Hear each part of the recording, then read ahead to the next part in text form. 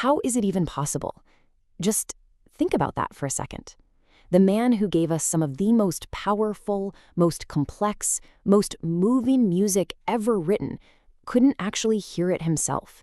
It's a massive paradox, and it's right at the heart of the story of Ludwig van Beethoven, a composer's world, piece by piece, just went silent. And, to really get how devastating this was, you have to understand this wasn't like a switch being flipped. It was a slow-motion nightmare that started when he was still in his late 20s. At first, it was just kind of annoying, ringing in his ears, trouble hearing the high notes. But by 1802, it was a full-blown crisis. A decade later, by 1814, he's functionally deaf. He had to stop performing in public, which was a huge part of his identity. And just a few years after that, by 1818, the door to the world of sound slammed shut, completely. He was living in total, absolute silence. So what do you do? I mean, really, what do you do when you're faced with a musician's literal worst nightmare? This is where the story gets so much deeper than just a physical problem. This became a profound psychological battle. He had a choice to make. Was his life over, or was it, in a strange way, just about to begin? So in 1802, he hits rock bottom. He goes to this little town, Heiligenstadt, and he is seriously thinking about ending it all.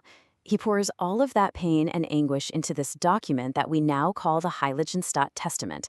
It's written like a letter to his brothers, a kind of last will, but it feels more like a confession to himself, a letter he just couldn't bring himself to ever send. But right there, in the middle of all this despair, is the turning point. He writes, "Only art it was that withheld me." He's basically saying, I would have been gone, but I couldn't leave, not until I got all of this music that's inside me out into the world. In his absolute darkest hour, he chose his art. He chose to live. And his response? Wow. It wasn't timid acceptance, it was a defiant roar. This decision kicks off what music historians call his heroic period. Suddenly, his music gets bigger, bolder, more dramatic than anything anyone had ever heard. It all starts with his incredible Third Symphony, the Eroica. He wasn't just accepting his fate, he decided he was going to, as he put it, seize fate by the throat. Which, of course, brings up the big question, right? The one we've all been wondering. How did he actually do it? How do you write these timeless masterpieces when you can't even hear the notes? Well, the answer is this incredible mix of pure grit and some seriously ingenious workarounds. He had to find new ways to literally feel the music. Get this, he would put a metal rod on his piano and then bite down on the other end. The vibrations would travel right up the rod, through his jawbone, and into his inner ear. He could feel the pitch that way. It's also said that for the really deep bass notes, he'd lie down and press his ear flat against the wooden floor, just to feel that deep rumble through his whole body. But these physical tricks were only part of it. The real secret weapon was what musicians call the inner ear. Because Beethoven had lived and breathed music his entire life, playing it, writing it, improvising it, the sounds were burned into his memory. He could hear entire complex symphonies, every single instrument, every harmony, perfectly inside his mind. His head became the concert hall. You can just imagine how total his isolation was. I mean, to communicate with anyone, he had to carry these little notebooks everywhere he went. His friends would write their side of the conversation down, and he'd either answer out loud or write back. These conversation books still exist, and they're this really poignant reminder of a man completely cut off from the world of sound, living inside his own head with his art. And this is where the story becomes truly astounding, because his deafness didn't just fail to stop him, it actually lines up perfectly with the creation of his most legendary, most revolutionary music. I mean, the proof is right there. The famous Fifth Symphony, the da-da-da-da-dum. He wrote that when he was already nearly deaf.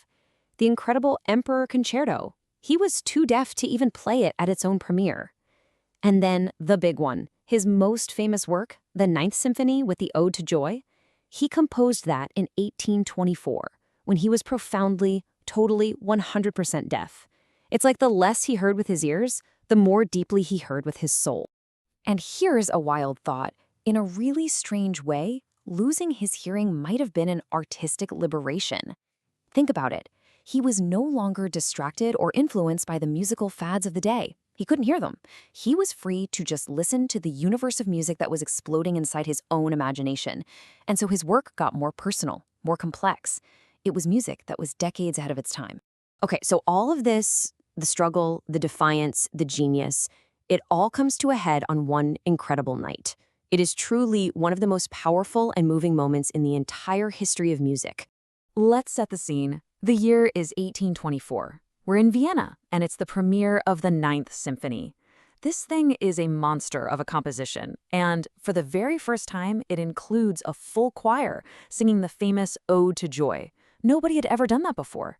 The excitement in that concert hall was off the charts. And Beethoven himself, he insisted on being on stage. He's standing next to the actual conductor trying to beat time, but he's completely lost in his own world.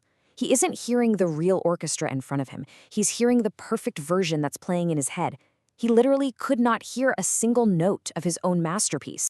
So the final, glorious chord of the Ode to Joy fades out, and the hall just explodes. The audience goes wild. They're on their feet, they're cheering, they're weeping, they're throwing hats in the air. It is an absolute triumph. But Beethoven, he has no idea. He's still facing the orchestra, his back to this roaring crowd, just leafing through his score. He is completely oblivious to the massive success that's happening right behind him. And then, this is the moment. One of the young singers, a soloist named Caroline Unger, she sees what's happening. She walks over to him, gently takes his arm, and simply turns him around to face the audience. And it's only then that he sees it. He sees the thunderous applause, the waving handkerchiefs, the whole crowd on its feet. He sees the victory he could not hear.